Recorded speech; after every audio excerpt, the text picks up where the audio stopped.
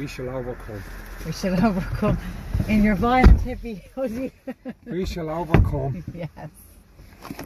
Right. Had a bit of a malfunction.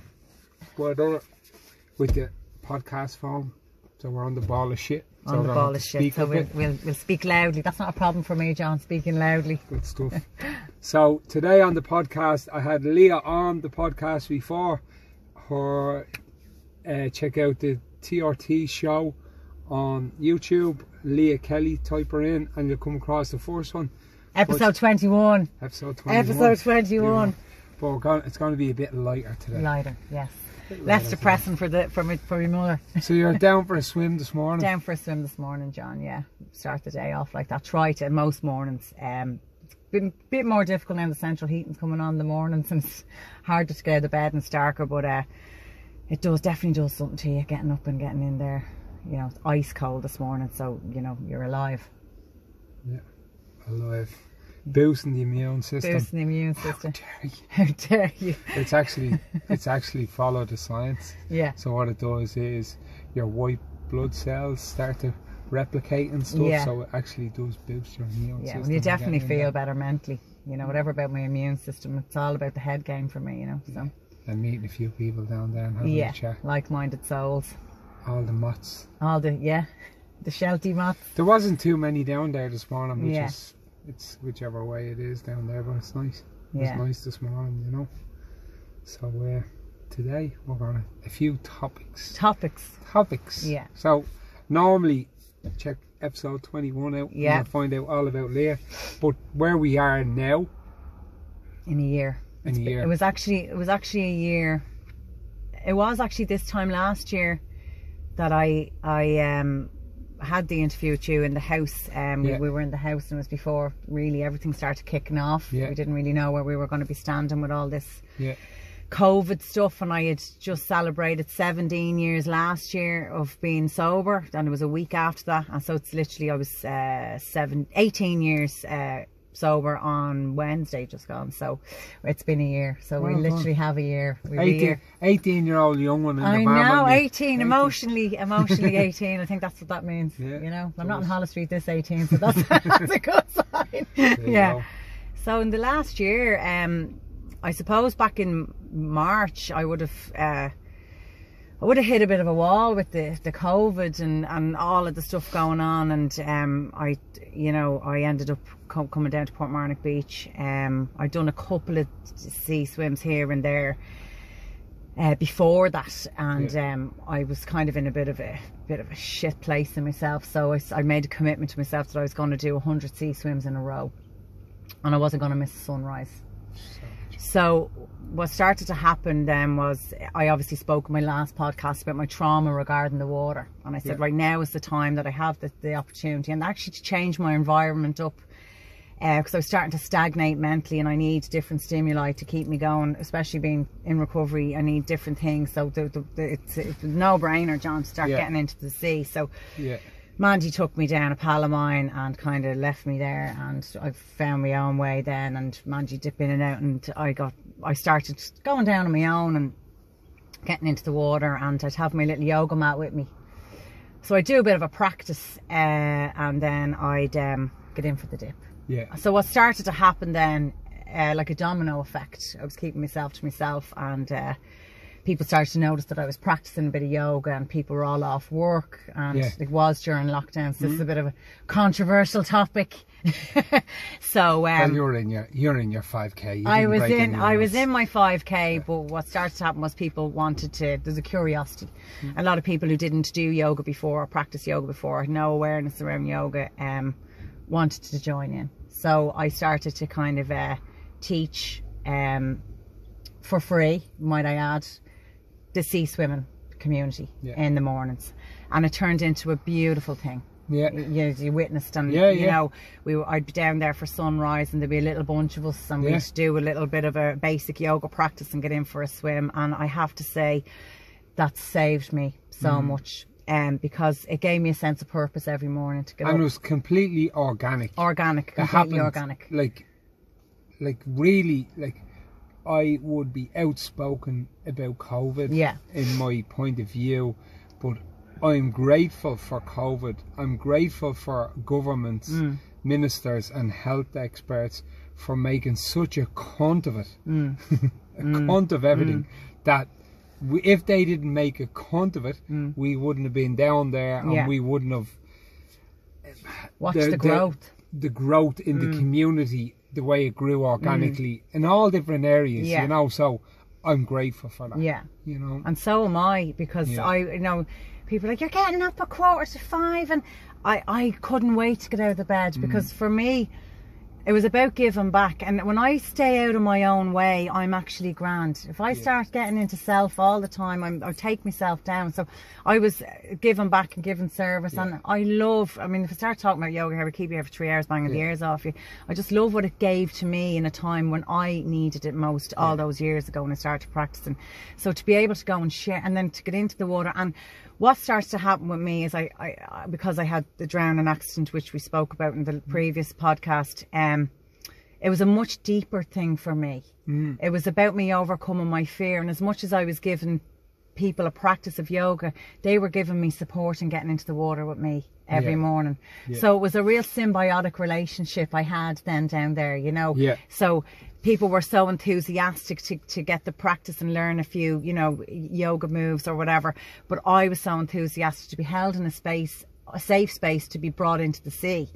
And again, my story runs a little bit deeper. So I contacted June in Snavasostana because my dad was killed on Spanish Point, and it was 31 years ago, and I did kind of in my head wanted to go for his 30th anniversary down and revisit that situation, the beach, not the situation obviously, but it's kind of a place in my life that particular area would have haunted me, and the memories I had of that place, I wanted to get closure around it. So I'd contacted June in Snavasostana at some stage when I started sea swim, and I said, listen, I'm going to hopefully try and get down to Spanish Point, and I told her my story. So it was actually really lovely for me that I was actually getting into a place where I felt supported by the community in Portmarnock, and they were bringing me through this, because like PTSD was a huge thing for me around water, and it's like people talk about PTSD, but the grandeur of having PTSD is huge, because it's so hardwired into your subconscious,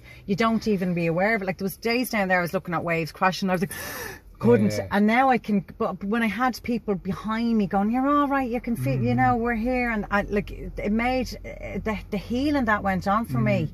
And I know, like, it's all like, oh, the shelters and the healings that go on, and you know, people are like, sick of looking at them fuckers on that beach. Like, just click the unfollow if my truth upsets you, bounce. Because for me, the actual healing that went on in those few months, I couldn't pay a therapist. Like, I was unpacking the past for years in therapy. You know, and it's never going to change what happened to me, John. No. You know, so it was all about, okay, it stood to me, and I don't knock it, you know, talk therapy, and I did medication, I did therapy, I did treatments, I did listen to all of it. Unpack, and pack.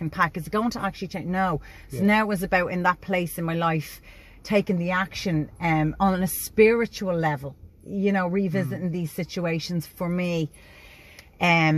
So I contacted June, and I made the trip down to Spanish Point in August, you know, and my pal was to come with me, and I think the universe conspires that I had to do this part of the journey on my own.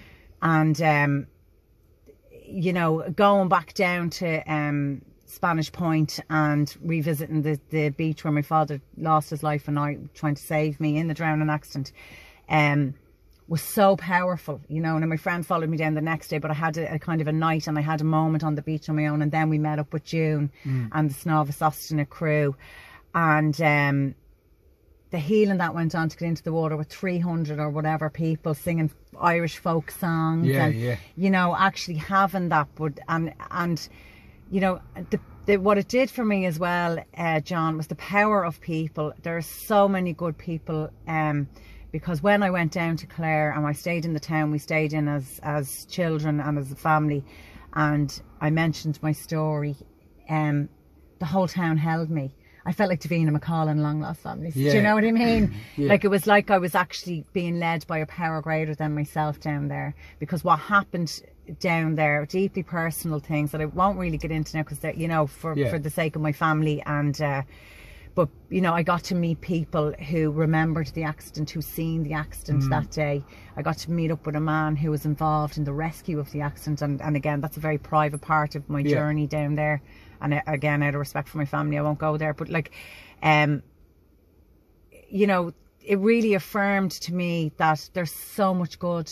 Yeah. There is so much good, and it can get lost in all of this really unfortunate division that's going on in our communities and in our social settings, and all this division and splitting people up, and you know, it's very upsetting, all of that stuff. But actually, when you get down to the grassroots of people, there's so much good. Yeah. You know, and people just want to help you. Like, I literally had the whole town of Milltown Malbay rally around me that weekend, you know, and it was such a beautiful experience. And actually, so much so, June and her Snámha Sastina crew came up to Portmarnock Beach then, and to be able to make, like, the community of Portmarnock doesn't just stop on Portmarnock.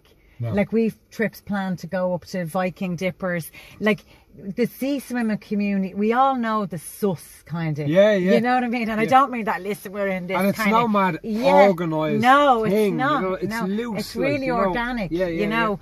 But it's like, I suppose when you meet people on the human level and you're putting yourself through the extremities of getting into that fucking water, it's freezing this morning, you know, like, I know the reasons why I was down there. I was very, very broken arriving onto that beach back in March. You know, it's so much stuff going on. And I say, like, I'm 18 years sober, so sobriety is a state of mind and thinking. I haven't picked up a drink or a drug. I'm under no illusion that on any given day I can be fucking, you know. And for the whole month of October, actually, I was in a really dark depression. And I've no problem saying that. I find the transition between summer into autumn, into this phase, I go into a void. You know, I hit this wall and I hit this void. And I've actually been doing a lot of looking into it, because I work with people, you know, and I see that everybody's a bit flat at the moment.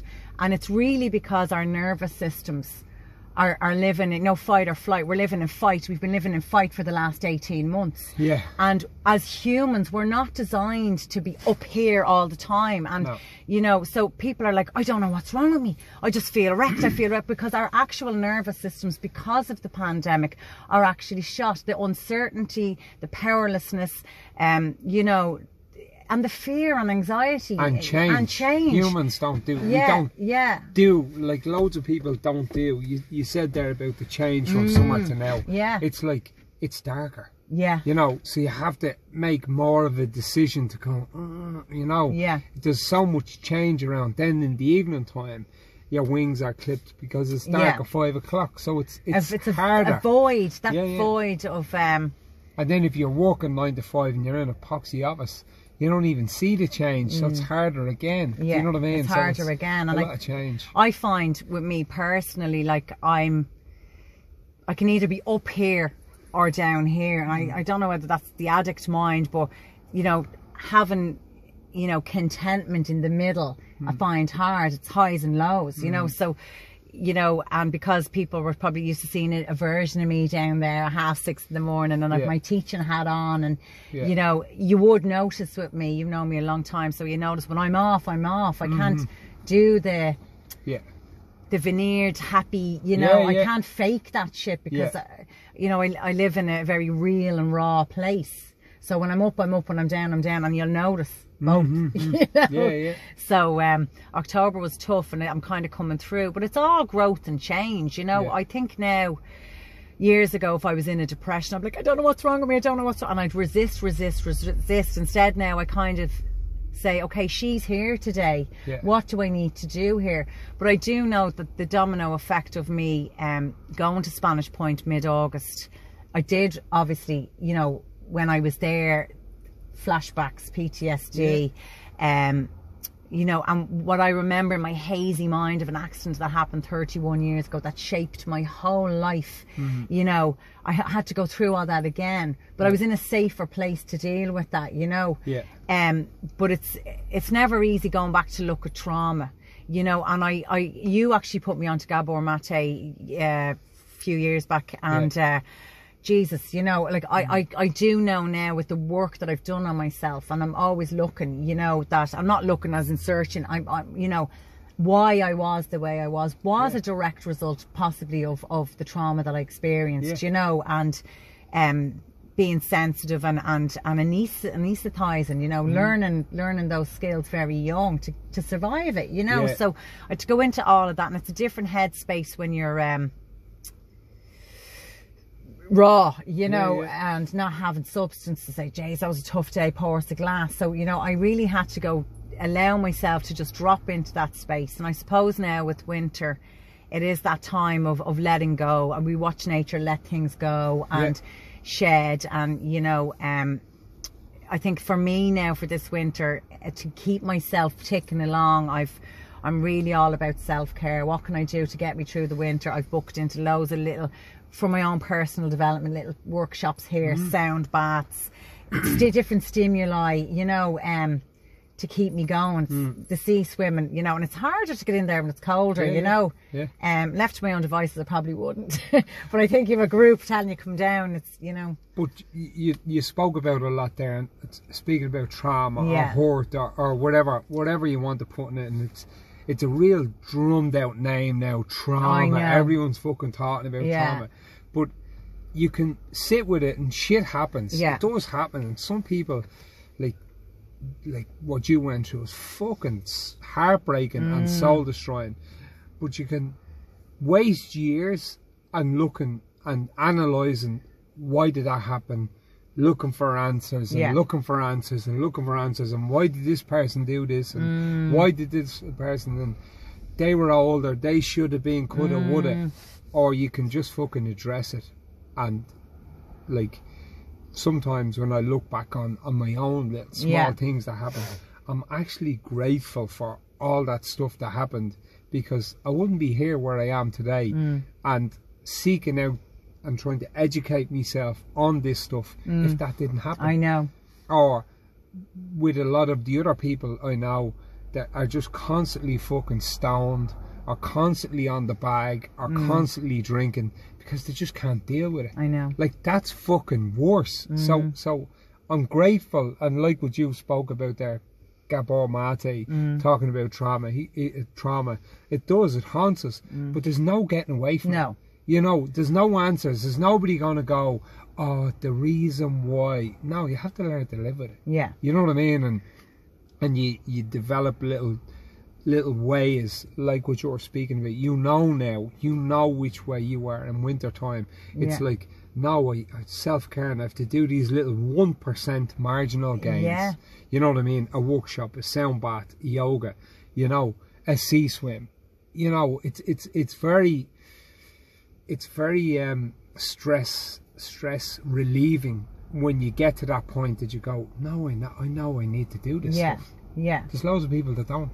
And like self-care is all rallied around, and you know, like I have to have, I'm like, you know, I'm a bit hyper, you know, I'd be probably bleeding if you were sending me for, I'd be ADD and all over the place, but like I need to know that right on Saturday this week I have a restorative workshop coming up, grand, that'll keep me going, that will, I'll look forward to, and it's basic, it's simple, you know, it's not like huge money, it's you know, I just need to do these things for myself to get me through, to stimulate myself differently, you know, so my brain doesn't spin off into, and I'm not one for sitting around looking at television. I don't have the I don't have the concentration for it, John, you know, so I'm quite a buzzy person, and you know, the trauma thing, it is like that thing we talked about, like unpacking it. Like, I have to learn to navigate through life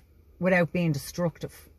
You know, to navigate through this without projecting my bad feelings about myself onto you, onto the kids, onto my family members, you know, taking my shit out on people, not manipulating, you know, trying to just navigate straight, you know, with all of this stuff, you know, without destruction, because like I have a lot of destruction dormant in me, and when I'm in a depression, it is that genie in the lamp thing, you know, that part of me is activated, that darkness. Like, we are both light and dark. Everybody is yin and yang, you know. So, you know, but when that's activated and she starts talking to me, then it's all bets are off, you know. It's like, you get that paralysis. I mean, I try to explain this to people, you know, when you're in that kind of a hole, what it's like, I suppose. You know, I'd have that, the voice, the self-sabotage.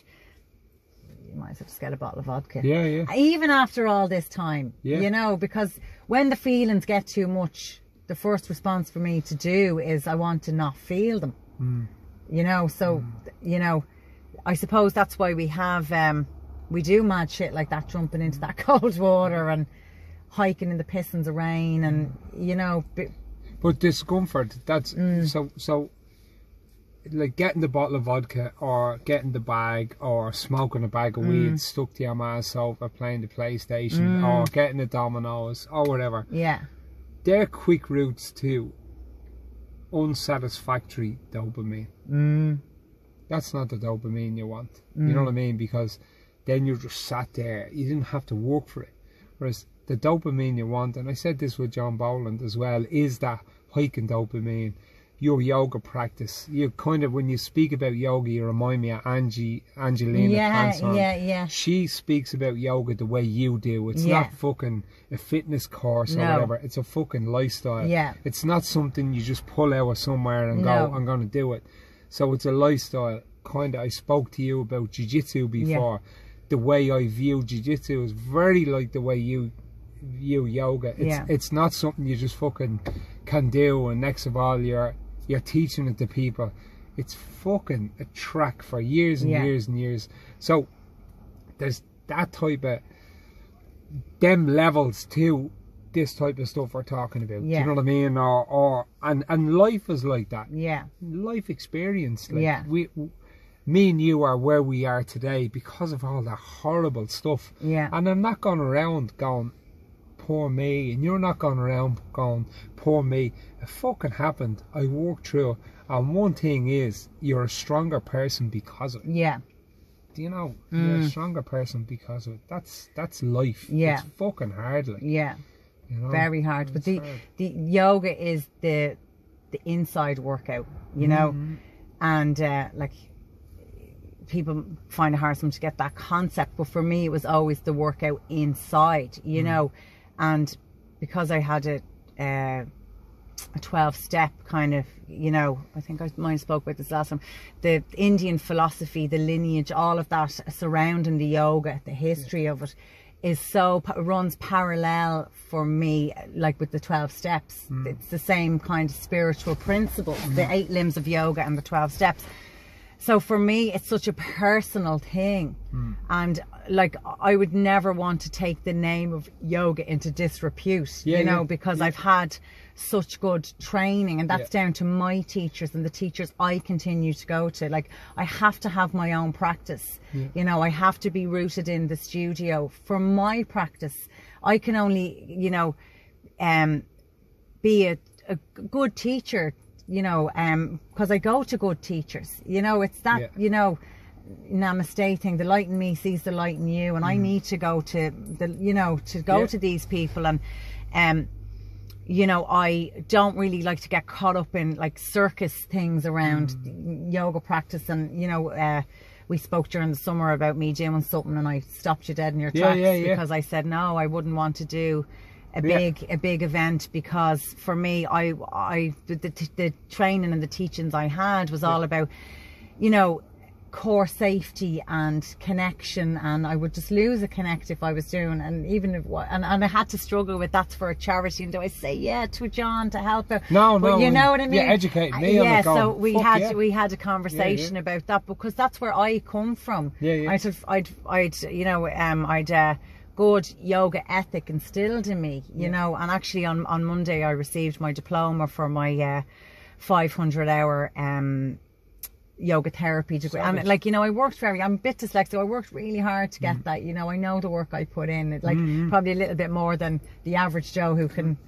spell and who can retain information. So, you know, in my own little journey, these little achievements are huge for me, you know. And like, it's just, if I can make people feel a little bit better about themselves, or give them some sort of awareness around who they are. You know, I'm not a guru. No. I'm not, you know, I'm a 42-year-old single mom, 2 boys, found yoga because it fucking helped the head, you know, and I know fuck all in the grand scheme of things. Do you know what I mean? I'm quite happy to say that. You know, I keep the principles, the spiritual principles of my practice and my program close to me, and when life starts to go off grid, and even when I'm in the shittiest of places, I always turn back to my principles. You know, and that foundation, and we did speak about this at length, the lineage of your jiu-jitsu and the parallels of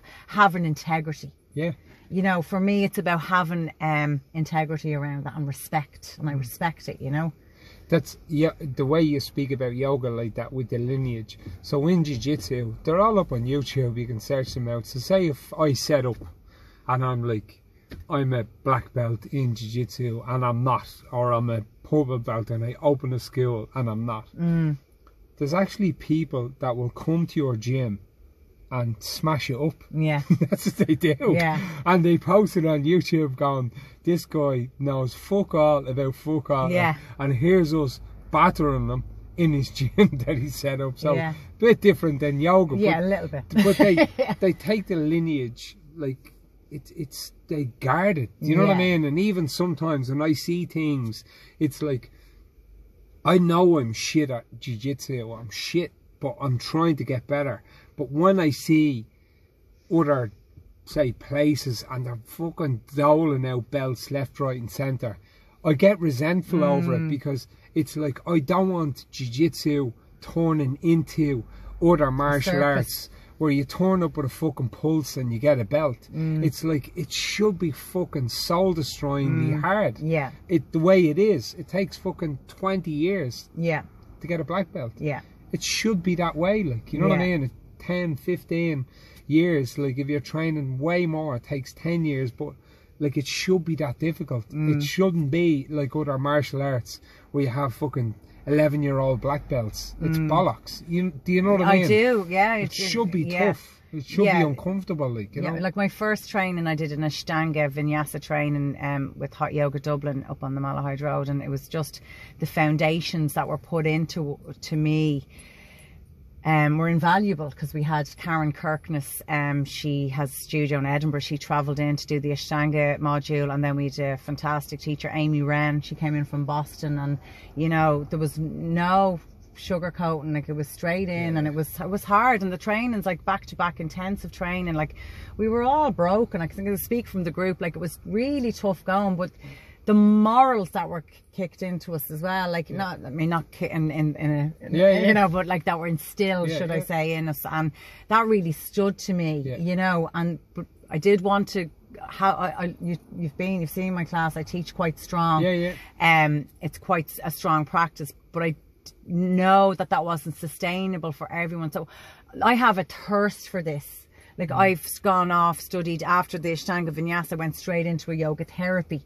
And that was like rewiring me again to slower. And I was like, Jesus, because I am a go. And then into Christmas, I studied yin. Like, I would continue and studying all the different schools of yoga if I financially could. But I'm always looking to do the next thing. Like, I'd love to get into somatics and, you know, trauma-based yoga, trauma-informed yoga. Like, there's so many things. I'm always going to be a student. I'm never going to sit here and know everything about the lineage, and you know. But the what I do know and what has been taught to me so far is sacred. You know, it's sacred to me. You know, to get up in the morning, have my little altar, and I do my own little things to get me up and out. You know, and some days you don't feel like it, and that's okay as well. Like, I'm not militant yogi. Like, I'm not virtuous. I'm normal. You know, and I have a very real approach to my students and to myself. You know, like, there's days you just don't want it, and that's okay. You know. You know, it's all okay. It's all okay. 100%. Yeah.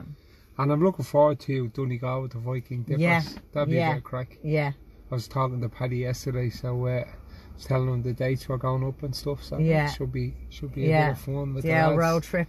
So yeah, I can't beat a road trip. Well, yeah. Break up the winter. Break up the winter, yeah. Break up the winter, you know. Are you the only man going? No, me and Martin. Martin, yeah. Shout out to Martin. Martin Tobin, woo woo. Yeah, Martin. Yeah, me and Martin. Yeah. And we might wrangle one or two in. You might have to. You might have to. Yeah. We get a bit unruly. Yeah, yeah. So that was cool. Yeah. That was cool. Yeah. So I'm seeing another year, John. Another year. Give Leah's classes drop in if you're in the right frame of mind. Yeah. And get on to the old yoga. Get on to the jiu-jitsu. The winter time is coming in, so you know Netflix and chill only gets you so far. It does, yeah. You know? Yeah. Fucking only gets you so far. You need to get out into it. Yeah. You know? And chill in the sea. Chill in the sea and meet other humans on a human level. Yes. That's what you need. Yeah, connection. Yeah. You know, and that's the crack anyway. That's it. Yep. Yep.